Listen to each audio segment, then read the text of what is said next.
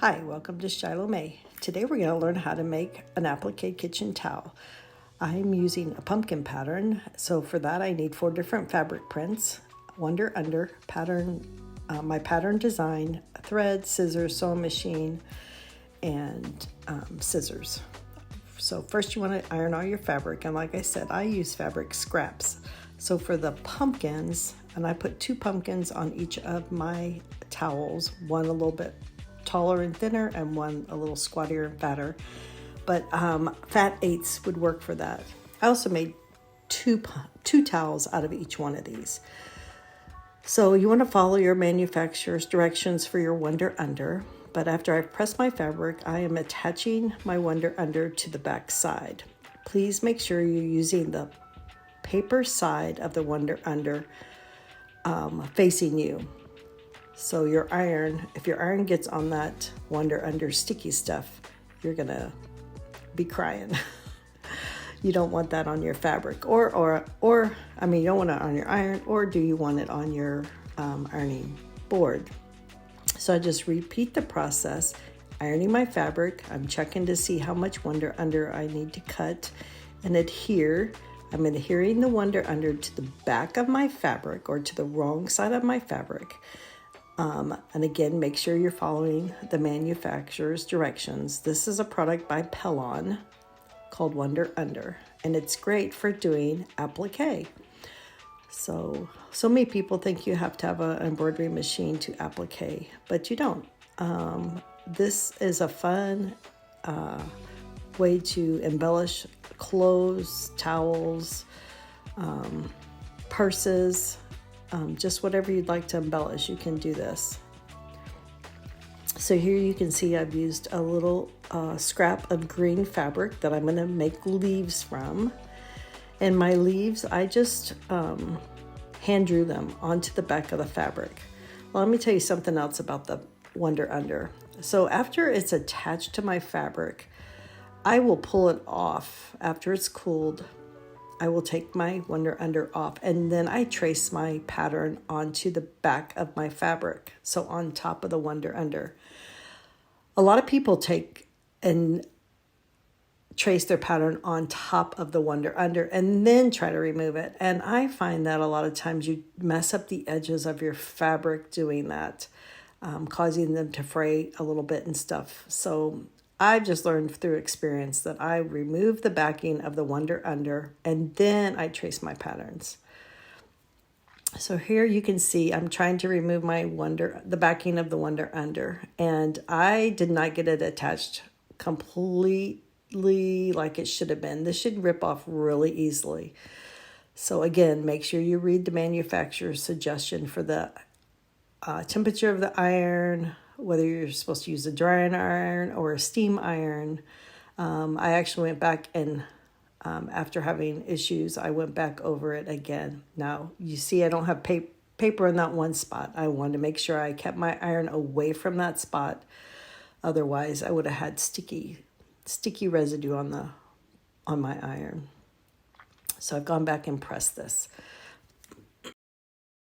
So here I'm taking the backing off of this fabric, and again I'm having a little issue with it, but I eventually get off. So here I've jumped over, I've already cut out all my pumpkins.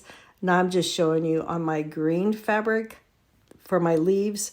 I'm folding it over because I'm just going to trace and cut 2 at one time, and I apologize for the angle of this that you can't see the drawing that I'm doing.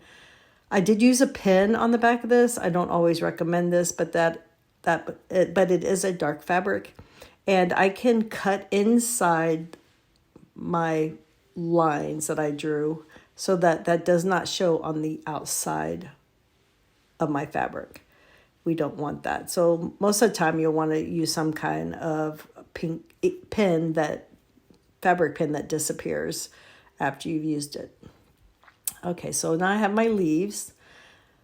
That's 2. You can add as many leaves as you want to this. So you could embellish leaves around the bottom of your pumpkins. At the top, you see I've started laying my pumpkins out here. And I also cut stems. And I cut the stems just freehanded also. I'm kind of changing my mind about where I want my leaf. And then you're just going to press this onto your towel. So center it where you want it. I think I did about 2.5 to 3 inches from the bottom of my towel up, kind of centering it the best I can. And it didn't take much to adhere this to my towel, so it didn't take much heat. Now I'm showing you how I'm stitching it with my sewing machine. And I've already done my leaf. I used off-white thread on my leaf, and the rest I used kind of a leafy green color.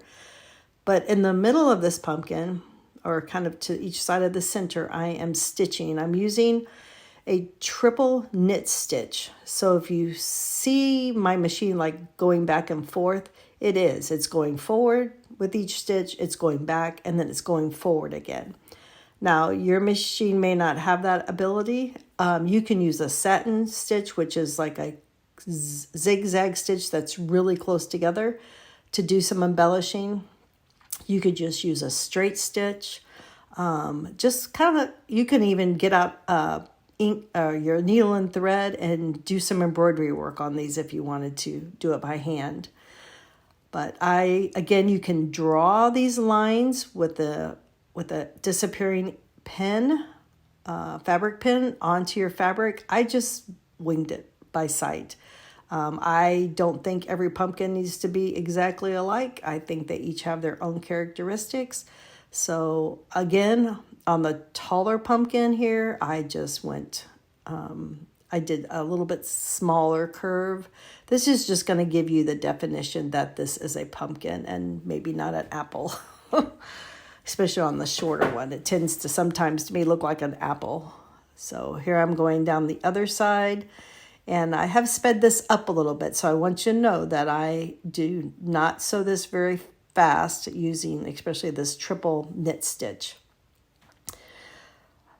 So just being careful that when I do move my fabric, since my needle's going forward, backward, and forward in the same spot, that when I want to turn a little bit, I want to make sure it's my needle's in the downward position for that last stitch before I move it. Otherwise, my line's going to be all wonky. I always trim my threads as I go, especially on the front, just for a nice, neat project.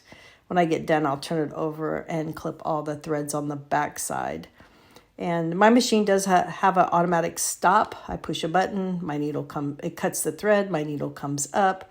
And so on the back, I'll have these little like one inch threads that I just cut off.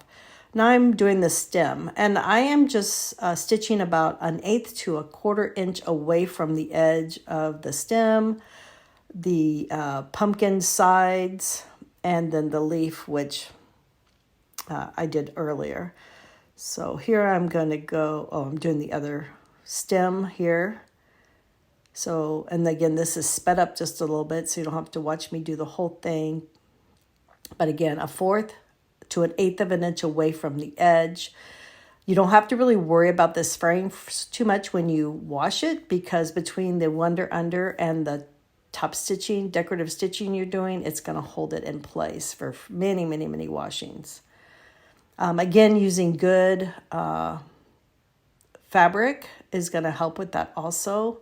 It's going to help with fading.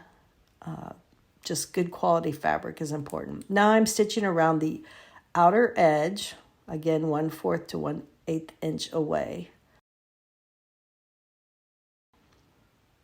So just moving along very slowly as I go around the curves. You want it to be a nice transition with the curves. You don't want it to be like you're doing a right angle around there. If I was doing something that was block-like, I would stop in the corner, make sure my needle was down, pick up my presser foot, turn, and then continue on. But this is a curved area, so we have to be very careful about, and especially when you're using a decorative stitch, you want to make sure that you're getting your curves looking nice. So I also would talk about decorative stitches. This would look really cute with a blanket stitch around the edge, which I almost did. but a blanket stitch would look really good here. So if you have a sewing machine that does various types of stitches, you might want to just experiment with this. Anyway, I think this is, I still have to do around the edge of the other pumpkin, but in a minute here, I'm going to just jump off and show you the finished product. So again, your supplies were for the pumpkin. I needed the patterns. I needed 4 fabrics. I needed Wonder Under by Pellon.